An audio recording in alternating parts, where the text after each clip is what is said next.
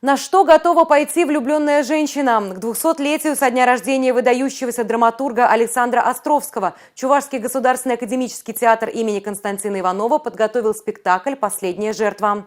На премьере побывал наш корреспондент Милена Алексеева.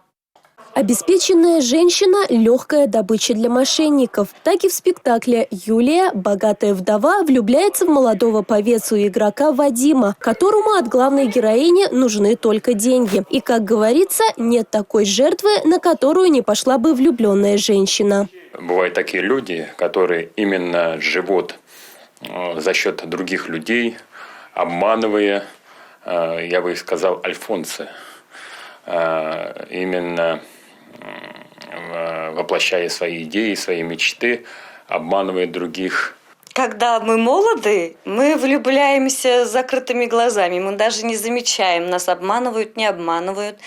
Но бывают же такие ситуации. Как бы ни было грустно, сюжет спектакля реалистичен, а затронутые проблемы актуальны и сейчас. Режиссер спектакля показал историю сквозь призму современности. Вступая в эту игру, я завлекаю артистов тоже, постановщиков спектакля. И у нас в результате получается такое некое действие, которое очень красивое всегда, очень эффектное и в то же время очень психологическое. Интересный сюжет и игра артистов сумела завлечь зрителя с первых минут. Мне очень понравилась работа актеров, игра актеров. Действительно захватывает, очень интересный сюжет, очень многому учит эта пьеса. В спектакле «Любовный треугольник». Среди ухажеров Юлии немолодой купец-миллионер Флор, который, в отличие от Вадима, любит ее искренне и готов ради нее на все. Но как сложится судьба Юлии и с кем она свяжет свою дальнейшую жизнь? В спектакле «Последняя жертва».